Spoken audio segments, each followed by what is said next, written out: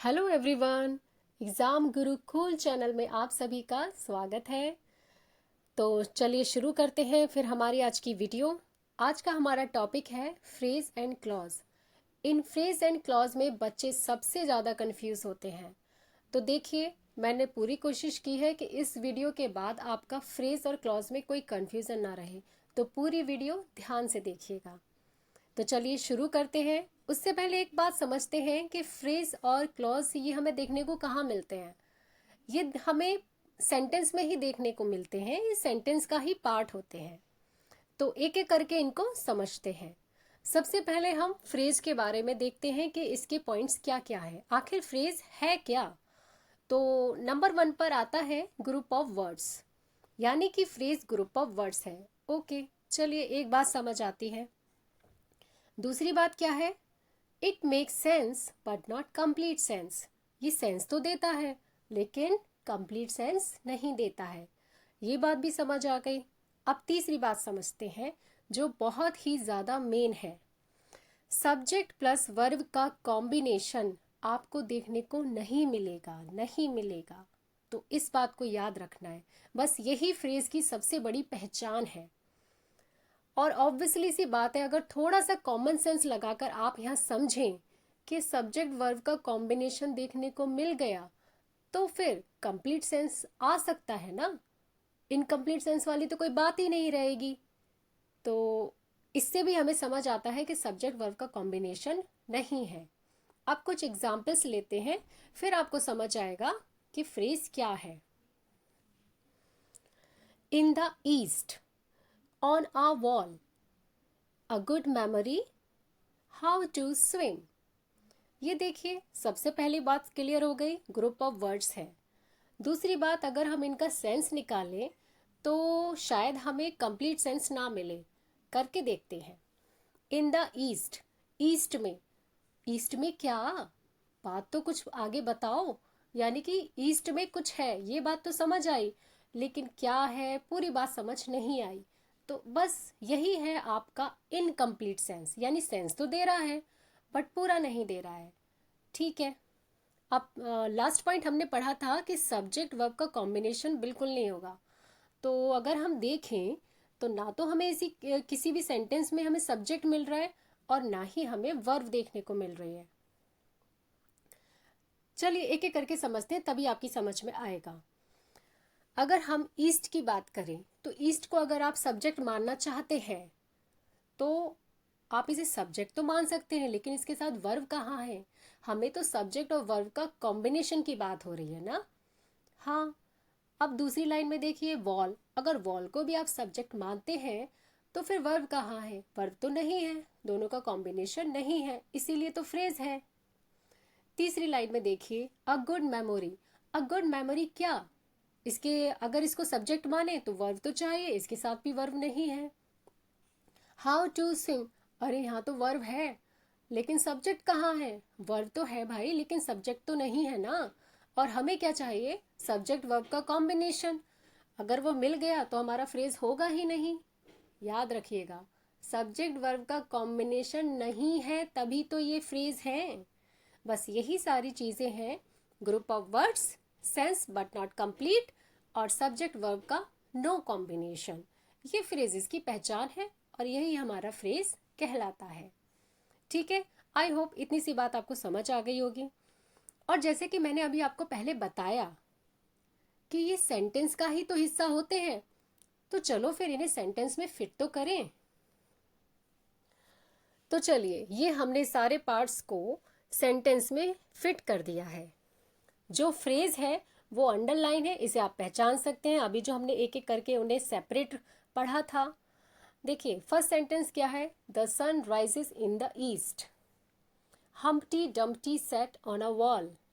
He has a good memory. He knows how to swim. तो clear, आपको phrase अलग दिख रहा है, सब्जेक्ट वर्ब का कॉम्बिनेशन बिल्कुल भी नहीं है, और सेंस है लेकिन कंप्लीट नहीं है। अरे भाई, कितनी बार याद रखें, इतनी सी बात तो आप याद रख सकते हैं ना। ठीक है, बहुत इजी हो गया समझना।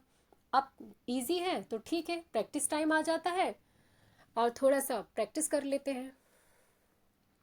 तो आप वीडियो को पॉज करिए और खुद चेक करिए कि फ्रेज कौन सा है। फर्स्ट सेंटेंस है the girl wrote a letter to her cousin.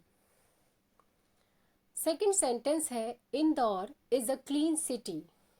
First sentence में गर्ल रोट ये तो सब्जेक्ट है और ये रोट वर्ब है, तो ये तो होगा नहीं। A letter to her cousin ये ग्रुप ऑफ वर्ड्स है, सब्जेक्ट वर्ब का कॉम्बिनेशन भी नहीं है और थोड़ा सा सेंस दे रहा है, पूरा सेंस भी नहीं दे रहा। यही है हमारा phrase. Indore is a clean city. Indore तो सब्जेक्ट है, इज तो वर्ब है, तो इतना पार्ट तो बिल्कुल नहीं होगा। अ क्लीन सिटी एक क्लीन शहर। क्या एक क्लीन शहर तो है, इतनी बात तो समझ आई, लेकिन ये एक क्लीन शहर क्या, कौन सा? सेंस दे रहा है लेकिन कंप्लीट नहीं दे रहा, सब्जेक्ट वर्ब का कॉम्बिनेशन भी नहीं है, तो यही हमारा फ्रेज है। आई होप फ्रेज वाला पॉइंट तो क्लियर हुआ होगा।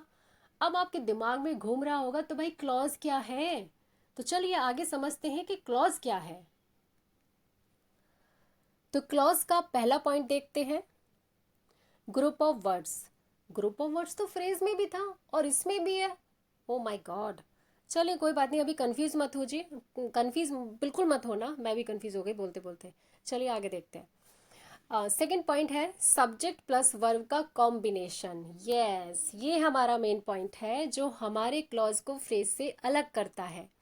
अभी हमने फ्रेज में क्या पढ़ा था कि सब्जेक्ट वर्ब का कॉम्बिनेशन बिल्कुल नहीं होगा, उसका ऑपोजिट क्लॉज में होगा, यानी कि यहाँ पर सब्जेक्ट और वर्ब का कॉम्बिनेशन मस्ट है, तभी यह क्लॉज बनेगा। ठीक, अब तीसरा पॉइंट पढ़ते हैं, it can give complete sense. ये तो कह रहे हैं कंप्लीट सेंस देता है, चलिए अच्छी बात है। फोर्थ पॉइंट क्या है, it can not give complete sense. ये कंप्लीट सेंस नहीं दे सकता, यानी कि कभी दे सकता है और कभी नहीं। ये बात तो कुछ समझ नहीं आ रही अभी। एग्जाम्पल लेते हैं।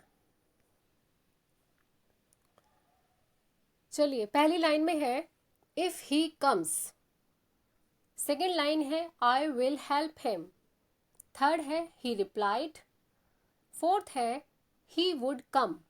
अब एक एक करके इनका सेंस निकालने की कोशिश करते हैं।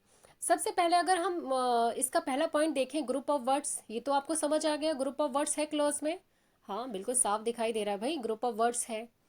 दूसरा क्या पॉइंट था, सब्जेक्ट वर्ब का कॉम्बिनेशन। सब में सब्जेक्ट वर्ब देखो, फर्स्ट लाइन में ही सब्जेक्ट कम्स वर्ब है, सेकेंड लाइन में I subject will help verb ये भी है, थर्ड लाइन में ही सब्जेक्ट रिप्लाइड वर्ब ये भी कॉम्बिनेशन है, फोर्थ लाइन में ही सब्जेक्ट वुड कम वर्ब ये भी कॉम्बिनेशन है। तो यानी कि हमें सब्जेक्ट वर्ब का कॉम्बिनेशन जो मस्ट था वो तो मिल गया।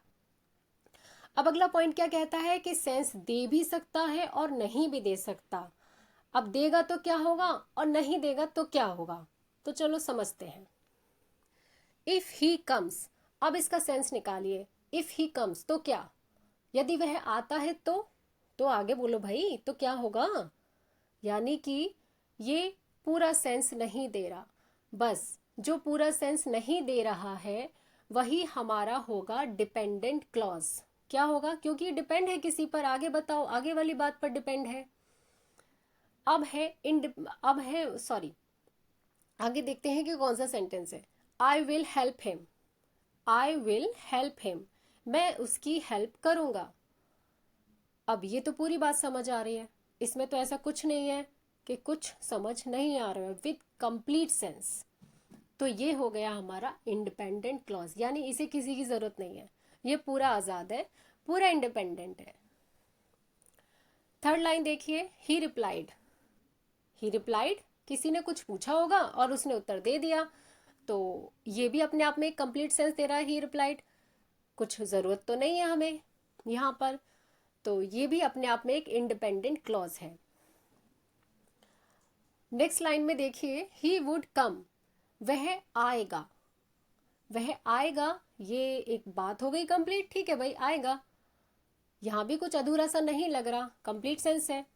तो अभी तक हमें पहली लाइन में ही जो इनकम्प्लीट सेंस मिला था, पहली लाइन में ही मिला है, और किसी भी लाइन में हमें इनकम्प्लीट सेंस नहीं मिला है। तो सिंपल सी बात याद रखिए, जब पूरा सेंस ना मिले, वो वाला सेंटेंस किसी पे डिपेंडेंसी दिखा रहा है तो वो डिपेंडेंट क्लॉज है। अब और जो सेंटेंस, जो मतलब सॉरी ग्रुप ऑफ वर्ड्स आपको पूरा सेंस दे रहा है, वो हमारा इंडिपेंडेंट क्लॉज है। डिपेंडेंट क्लॉज हमेशा इंडिपेंडेंट क्लॉज पर ही डिपेंड रहता है। कैसे? देखो, डिपेंडेंट को समझो आप जैसे कोई छोटा बच्चा है। जैसे एक बच्चा अपनी हर ज़रूरत के लिए, अपनी हर चीज़ के लिए अपने माँ बाप पर ही निर्भर रहता है और वो अकेले कुछ नहीं कर सकता। ऐसे ही डिपेंडेंट क्लॉज है, अकेले ये स्टैंड ही नहीं कर सकता। अगर डिपेंडेंट क्लॉज चाहे एक सेंटेंस में कितने भी हों, सेंटेंस नहीं बना पाएंगे। उन्हें इंडिपेंडेंट क्लॉज जरूर चाहिए। आई बात आपको समझ में? तो डिपेंडेंट क्लॉज को आप ऐसे समझिए जैसे ये छोटा बच्चा है, और इंडिपेंडेंट क्लॉज को ऐसे समझिए जैसे उसके ये पेरेंट्स हैं। वो अकेले खड़े हो सकते हैं, उन्हें किसी की ज़रूरत नहीं है। तो यहाँ पर हमें एक बात अपने आप पता चल गई कि क्लॉजेस के दो पार्ट हैं, एक इंडिपेंडेंट, एक डिपेंडेंट। यानी कि क्लॉजेस हमें सेंटेंस में दो तरीके के मिलेंगे, या तो डिपेंडेंट या इंडिपेंडेंट, तो आपको मिलेगा ही मिलेगा। क्योंकि इंडिपेंडेंट ही तो पूरा सेंस दे रहा है, और पूरा सेंस नहीं आया तो सेंटेंस का सेंस ही नहीं निकल पाएगा। इसके बाद आपको एक बात और ध्यान से समझनी है कि ग्रामर की बुक्स में अलग अलग लिखा होता है। अभी आगे हम और पढ़ेंगे तो फिर कोई कंफ्यूजन ना हो, इसलिए मैं यही बता देती हूँ कि इंडिपेंडेंट क्लॉज को ही मेन क्लॉज कहा जाता है और डिपेंडेंट क्लॉज को सबऑर्डिनेट क्लॉज कहा जाता है। तो ये बात आप याद रखना, ठीक है? चलिए, अब थोड़े से कुछ एग्जाम्पल लेते हैं, तभी तो आगे की बात समझ में आएगी। पहले तो जो अभी हमने कुछ लाइंस पढ़ी थी उन्हीं को सेंटेंस में रख देते हैं। If he comes I will help him. पूरी बात समझ आई आपको? यदि वह आता है तो, यदि वह आता है तो मैं उसकी मदद करूंगा। सब्जेक्ट वर्ब का कॉम्बिनेशन है, क्लॉज तो है ही, लेकिन डिपेंड है अपने आगे वाले क्लॉज पर, तो डिपेंडेंट क्लॉज कहलाएगा।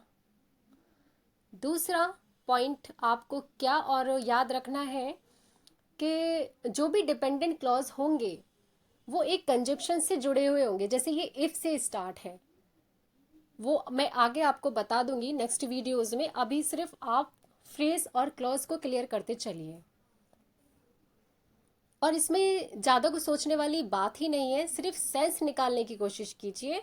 अगर सेंस क्लियर आ रहा है तो इंडिपेंडेंट क्लॉज है, और सेंस कुछ मांग रहा है आगे, इनकम्प्लीट सा लग रहा है, तो वो डिपेंडेंट क्लॉज हो जाएगा।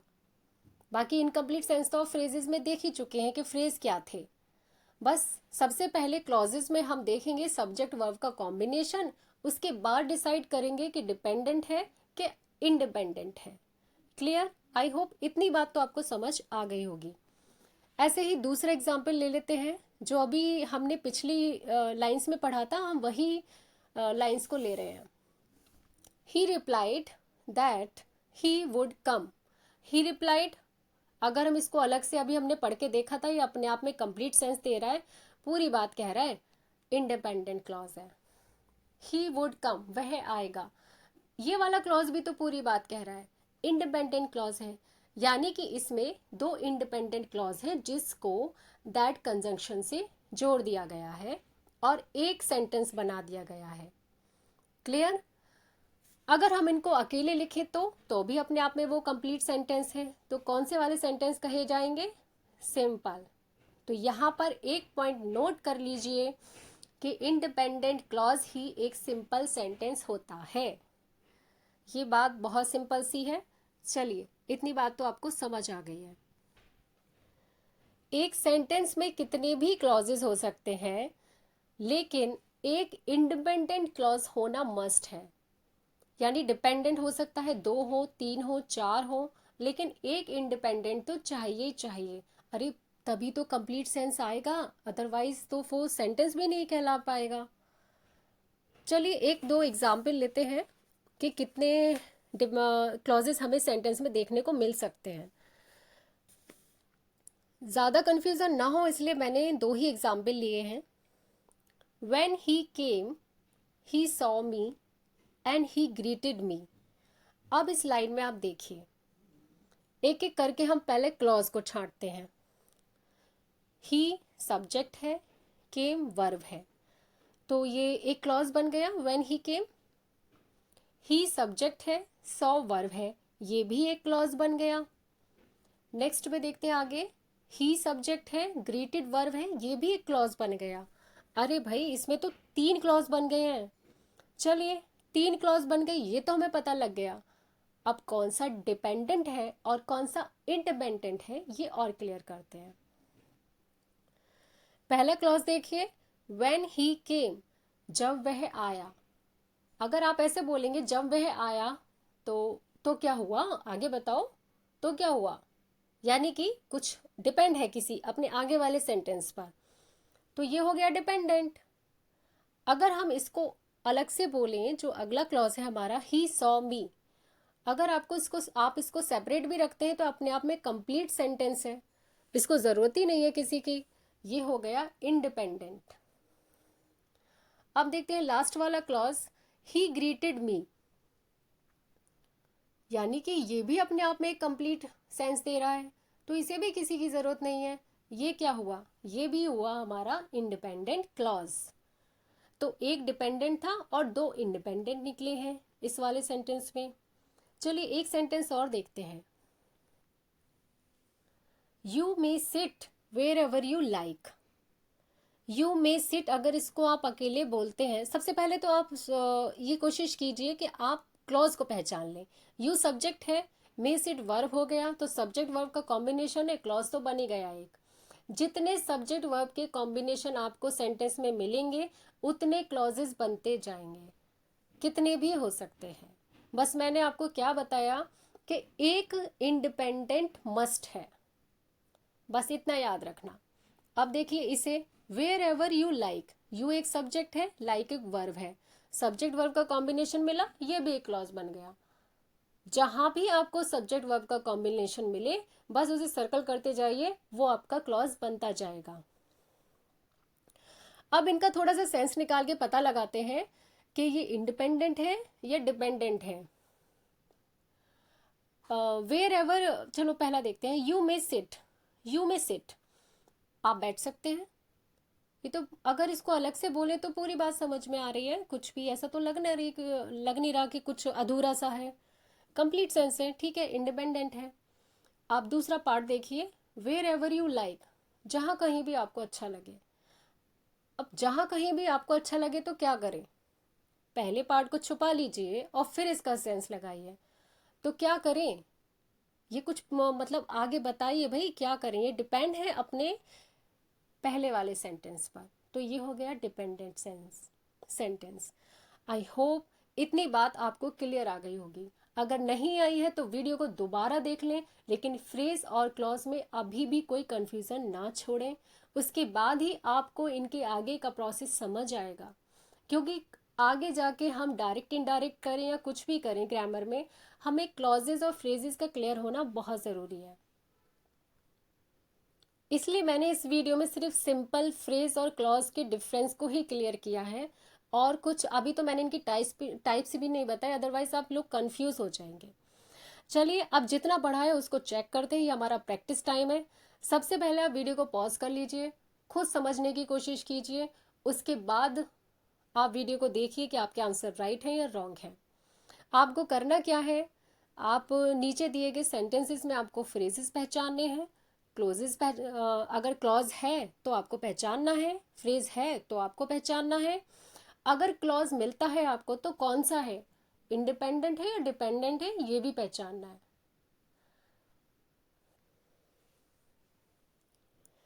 फर्स्ट सेंटेंस है, in the morning it's best to get up early.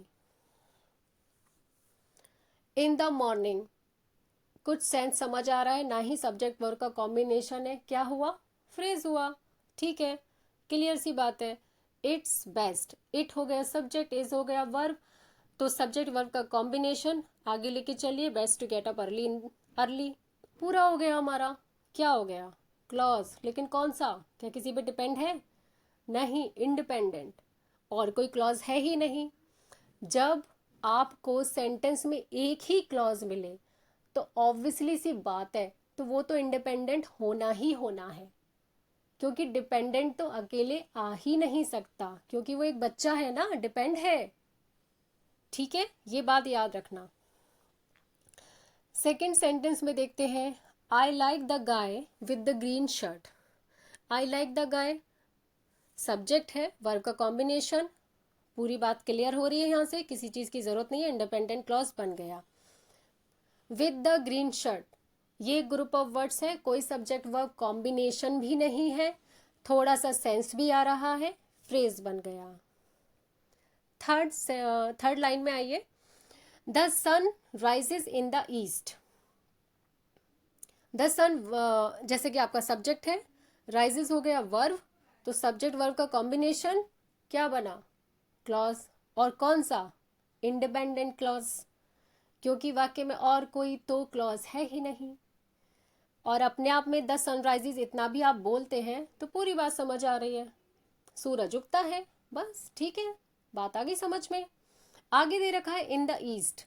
In the east, no subject verb combination, लेकिन मीनिंग तो थोड़ा सा समझ आ रहा है। मीनिंग का मतलब है सेंस, उसका भाव, उसका जो थॉट है, वो जो कहना चाह रहा है वो थोड़ा समझ आए, पूरा ना समझ आए, यही हमारा फ्रेज है। Next example, you will pass if you work hard. You will pass, तुम पास हो जाओगे, पूरी बात क्लियर है, समझ आ गई। सब्जेक्ट वर्ब का कॉम्बिनेशन है, क्लॉज हो गया। कौन सा क्लॉज हुआ? पूरी बात समझ आई तो independent clause. If you work hard, अब इतना बोलिए, इफ यू वर्क हार्ड, यदि तुम वर्क हार्ड करते हो तो क्या? फिर तो लग गया ना, जैसे तो लगता है उसे कुछ चाहिए बात पूरा करने के लिए, डिपेंडेंट हो गया। नेक्स्ट देखिए, with all his wealth he is not happy. With all his wealth, ना तो इसमें सब्जेक्ट है ना ही वर्ब है, लेकिन इतना हमें कुछ सेंस तो दे रहा है, फ्रेज बन गया। He is not happy, he subject है, वर्ब है, क्या बना? क्लॉज बना। ही इज नॉट हैप्पी, पूरी बात समझ में आ गई। कौन सा बना? इंडिपेंडेंट बना। वो तो वैसे भी बनेगा क्योंकि और कोई क्लॉज इसमें है ही नहीं। जब अकेला क्लॉज सेंटेंस में है तो वो कौन सा कहलाएगा? इंडिपेंडेंट क्लॉज ही कहलाएगा। अभी पहले भी मैंने आपको बताया, ये बात याद रखिए। ये थोड़े थोड़े से लॉजिक लगाकर आप चलेंगे तो ग्रामर बहुत इजी हो जाती है। ग्रामर को रटना नहीं है और ना ही कोई प्रेशर में आना है, बस लॉजिक के साथ समझते जाइए। लास्ट सेंटेंस हमारा क्या है, इसे और देख लेते हैं। We sleep at night. We subject हो गया, स्लीप आपका वर्ब हो गया, सब्जेक्ट वर्ब कॉम्बिनेशन आपका क्या बन गया? क्लॉज। अगर मैं इतना बोलूं, वी स्लीप, बात कंप्लीट हो गई, इंडिपेंडेंट क्लॉज। ठीक, आगे दे रखा है एट नाइट, सब्जेक्ट वर्ब का कॉम्बिनेशन तो नहीं है, लेकिन रात में, बात तो कुछ समझ आ रही है, थोड़ा सेंस दे रहा है, क्या हुआ? फ्रेज। क्लियर। आई होप ये वीडियो आपको पसंद आई होगी और फ्रेज और क्लॉज का जो आपको अभी तक कंफ्यूजन था वो दूर हो गया होगा। आज के बाद कोई भी कंफ्यूजन मत रखना। अगर कोई क्वेरी है तो कमेंट करिए। आपको ये वीडियो कैसी लगी प्लीज़ लाइक करिए, subscribe my channel and thanks for the watching.